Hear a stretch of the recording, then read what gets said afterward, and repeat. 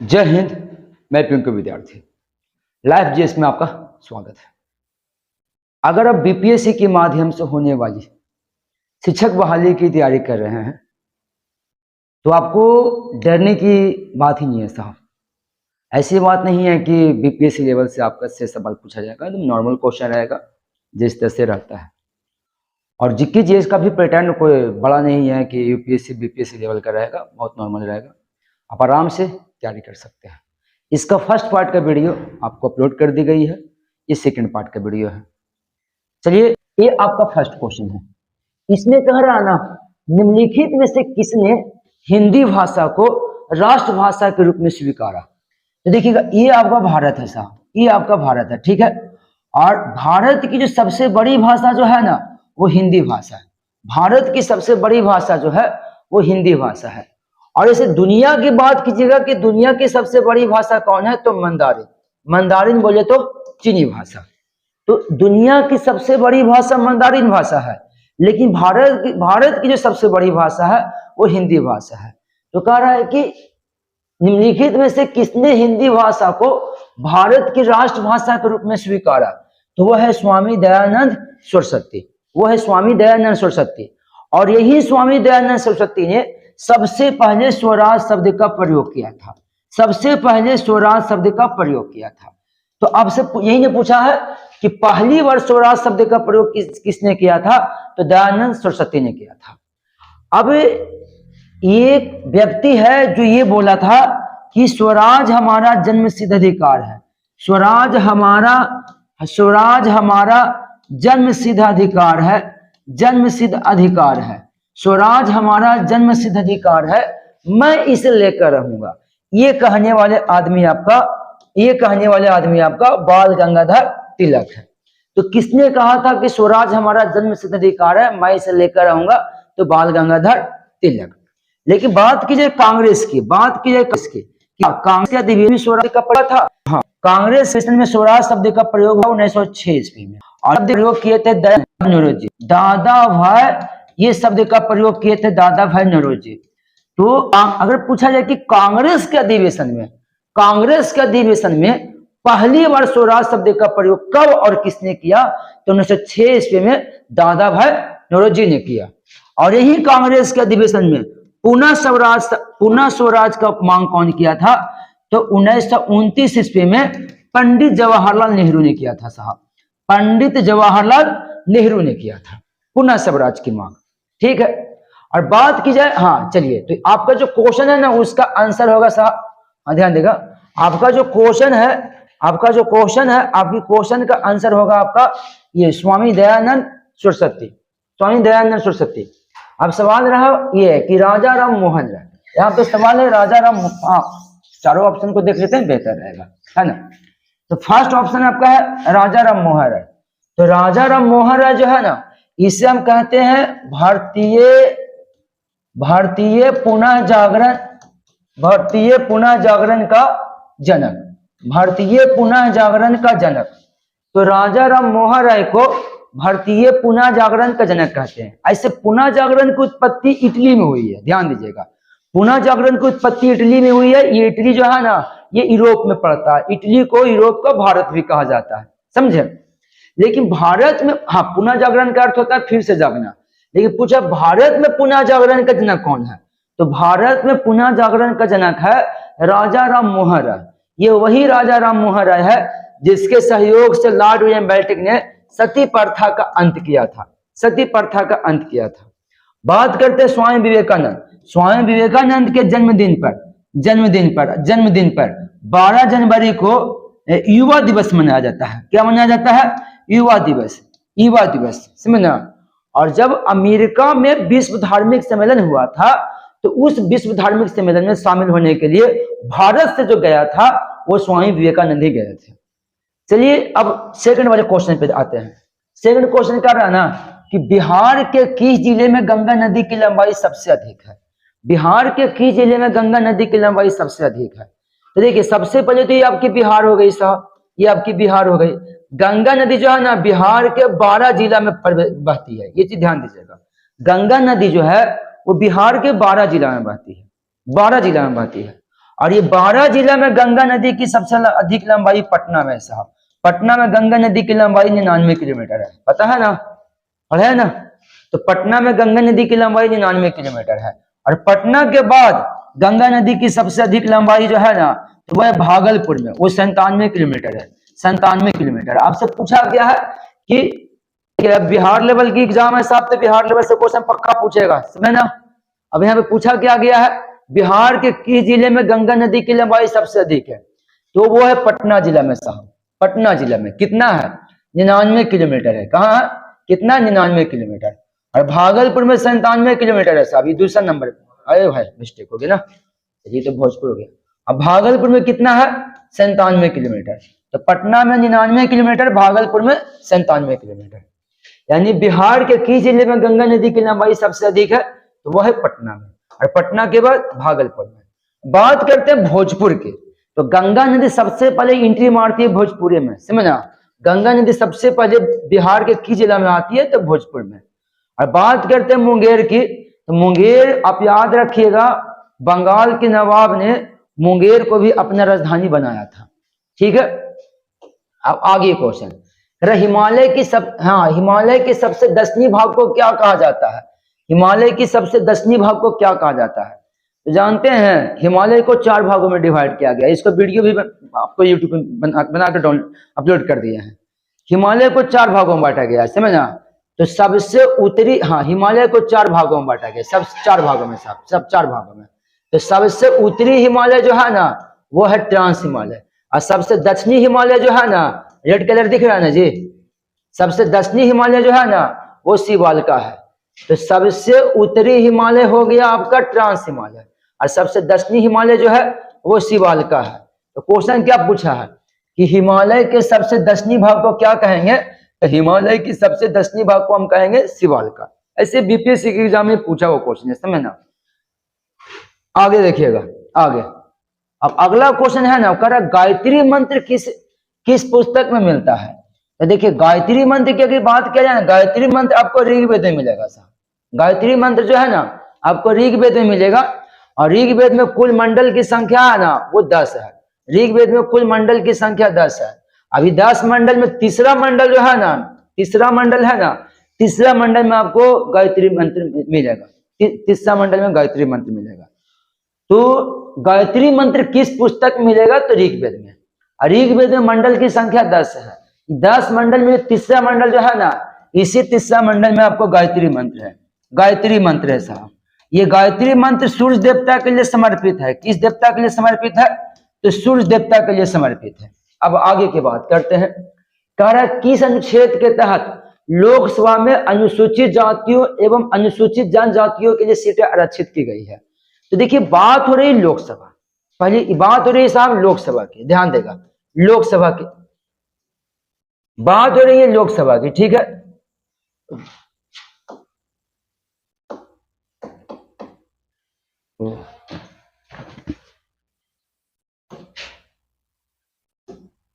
ध्यान देगा, बात हो रही है लोकसभा की, है ना, बात हो रही है लोकसभा की। तो देखिएगा लोकसभा में कुल सीटों की जो संख्या है ना, अपने ध्यान दीजिएगा, कुल सीटों की संख्या हुआ ना वो 545 है। लोकसभा में कुल सीटों की संख्या कितनी है, 545, ठीक है। अब उसी 545 में से कुछ सीटें जो है वो एससी और कुछ सीटें एसटी के लिए आरक्षित किया गया है। तो ये पूछा गया है कि लोकसभा में जो अनुसूचित जाति और अनुसूचित जनजाति के लिए जो सीटें आरक्षित है वो किस अनुच्छेद के तहत है। तो वो हो जाएगा साहब आपका ये वाला अनुच्छेद 330, यानी आपका ख हुआ। लेकिन चलिए अब चारों अनुच्छेद को देख लेते हैं। अनुच्छेद 101 में कहा गया है, एक में क्या कहा गया है, तो जानते हैं संसद में एक होता है लोकसभा, एक होता है राज्यसभा। अगर कोई व्यक्ति लोकसभा और राज्यसभा दोनों का सदस्य बन गया तो उन्हें, अगर कोई व्यक्ति लोकसभा राज्यसभा दोनों का सदस्य बन गया तो एक वो छोड़ना पड़ेगा ना, तो उसको एक अनुच्छेद 101 के तहत छोड़ना पड़ता साहब। अनुच्छेद 101 में कहा गया कि अगर कोई व्यक्ति संसद के दोनों सदनों का सदस्य बन जाता है तो किसी एक सदन की सदस्यता उसको छोड़ना पड़ता, त्याग करना पड़ता है। तो वो है अनुच्छेद 101 के तहत। चलिए अनुच्छेद 330 के तहत आपको एससी एसटी, अनुच्छेद 330 के तहत SC/ST को आरक्षण दिया गया है, मतलब आरक्षण दिया गया है। अनुच्छेद 331 में कहा गया है कि लोकसभा में जो 545 सीटें हैं ना, उसमें 2 सीटें जो है ना वो राष्ट्रपति द्वारा मतलब कि आंग्ल समुदाय के लोगों को दिया जाएगा। तो मतलब राष्ट्रपति आंग्ल समुदाय के 2 सदस्य को लोकसभा में भेजेगा। तो 21 अनुच्छेद के तहत ये भेजेगा 331 के तहत। किस अनुच्छेद के तहत? 331 के तहत। तो ध्यान दीजिएगा, लोकसभा में जो 545 सीटें है ना, उसमें जो 2 सीट है ना वो राष्ट्रपति भरता है, और जो राष्ट्रपति भरता है वो 2 सीट रहता है आंग्ल समुदाय का। तो राष्ट्रपति आंग्ल समुदाय के 2 सदस्यों को लोकसभा में शामिल करता है। वो किस अनुच्छेद के तहत? अनुच्छेद 331 के तहत। बात रहा साहब अनुच्छेद 356। तो अनुच्छेद 356 के तहत राष्ट्रपति शासन लगता है। ध्यान दीजिएगा, अनुच्छेद 356 के तहत क्या लगता है? राष्ट्रपति शासन लगता है। अब हम आगे क्वेश्चन पे आते हैं। कर भरतनाट्यम किस राज्य का शास्त्रीय नृत्य है? तो भरतनाट्यम जो है ना वो आपका तमिलनाडु की शास्त्रीय नृत्य है। भरतनाट्यम जो है, पहले तो भरतनाट्यम जो है ना, भरतनाट्यम जो नृत्य है वो उसकी उत्पत्ति दक्षिण भारत के मंदिरों से हुई है। दक्षिण भारत की मंदिरों से हुई है। भरतनाट्यम नृत्य की उत्पत्ति दक्षिण भारत के मंदिरों से हुई है साहब। और ये शिव जी के लिए समर्पित है, शिव भगवान के लिए समर्पित है। और इसकी जानकारी अगर हमको बढ़िया से मिलता है तो भरत मुनि का एक किताब है जिसका नाम है नाट्य शास्त्र। नाट्य शास्त्र, नाट्य शास्त्र पुस्तक का लेखक है साहब, पुस्तक का लेखक है भरत मुनि। कौन है?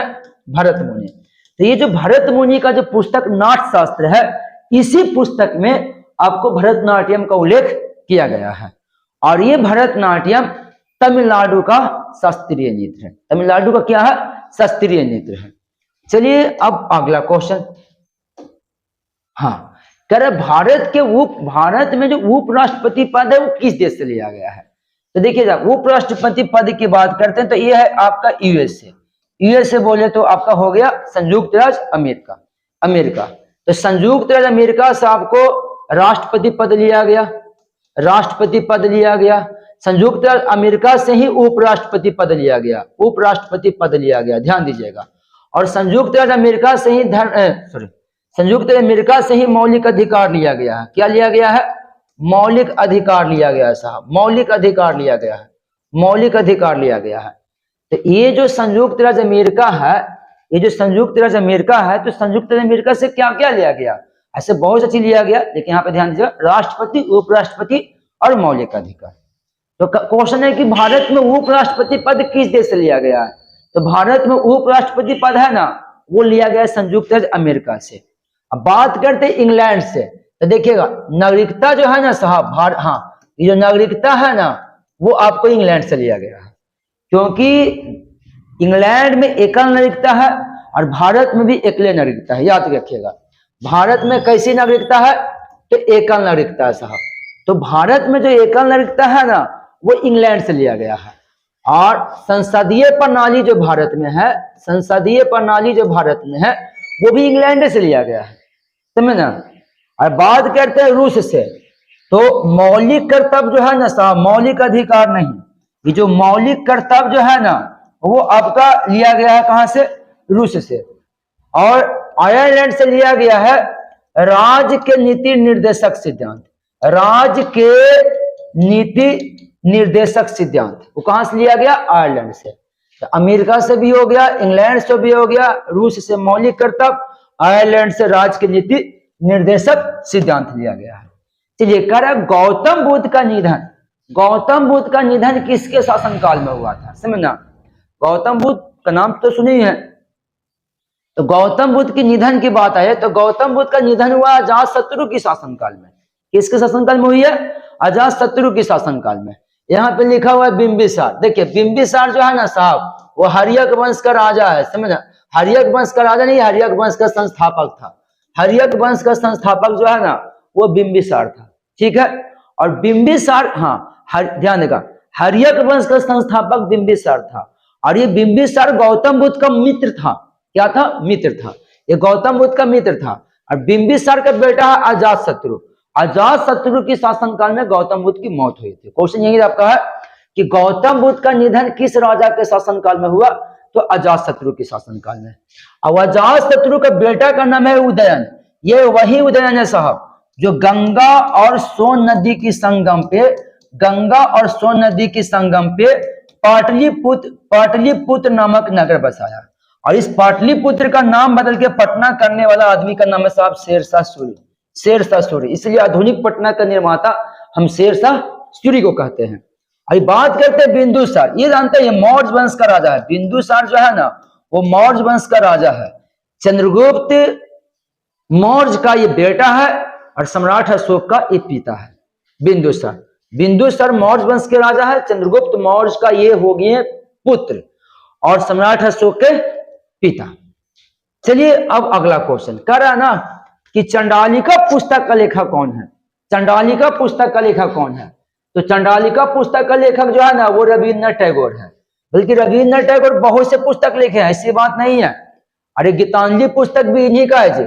ये जो गीतांजलि जो है ना ये इन्हीं का है। और फिर ये चित्रगंधा पुस्तक भी इन्हीं का है, चित्रगंधा।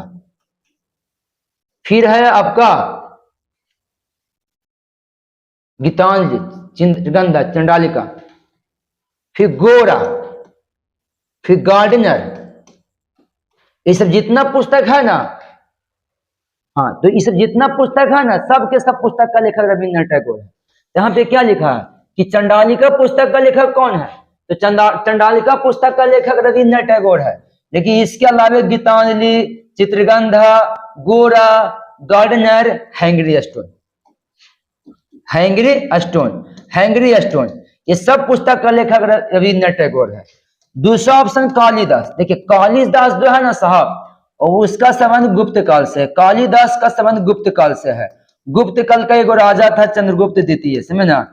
गुप्त काल का एक राजा था चंद्रगुप्त द्वितीय, उसी के दरबार में कालिदास रहता था। तो कालिदास भी बहुत सी किताबें लिखे हैं, ऐसी बात नहीं है। कालिदास की बहुत किताबें साहब, समझे ना। कालिदास की बहुत किताबें है। रघुवंशम इसी का किताब है, समझना। रघुवंशम हो गया, फिर आपका हो गया कुमार संभव हो गया, फिर इसका हो गया ऋतु संहार, फिर हो गया अभिज्ञान संकुंतलम, समझना। फिर हो गया मेघदूत, समझना। तो ये सब जितना भी पुस्तक है ना सब के सब किसका है, कालिदास का है।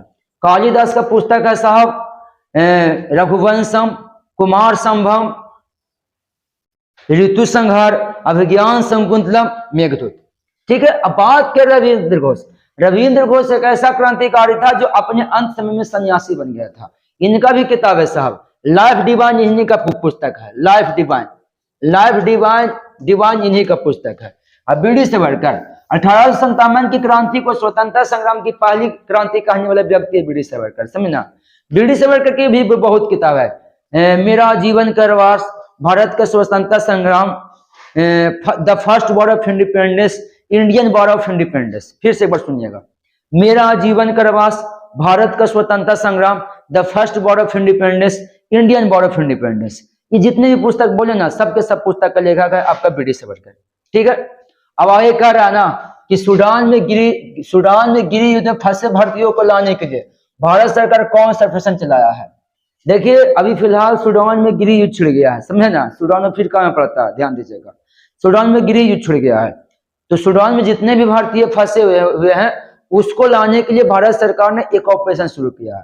देखिए हमारे भारत सरकार तो सब अक्सर ऑपरेशन शुरू करते रहता है। तो देखिएगा यहाँ पे, चलिए पहले इसका आंसर क्या होगा, इसका आंसर होगा ऑपरेशन कावेरी। क्या होगा, ऑपरेशन कावेरी।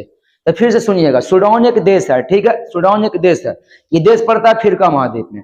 वहां की जो सेना है ना साहब आपस में ही युद्ध छिड़ दिया है। तो अगर आपस में ही युद्ध छिड़ा है तो उसको हम कहेंगे गृह युद्ध। तो सूडान की भी स्थिति बहुत खराब चल रही है। तो सूडान की स्थिति खराब चल रही है तो वहां रहना भी उचित नहीं है। तो जो भारतीय सूडान में फंसे हुए हैं उसको वहां से निकालने के लिए भारत सरकार ने एक ऑपरेशन शुरू की है जिसका नाम दिया गया ऑपरेशन कावेरी। लेकिन अक्सर आप सुनते रहते हैं कि भारत सरकार ने कुछ ना कुछ ऑपरेशन लाती ही रहता है साहब।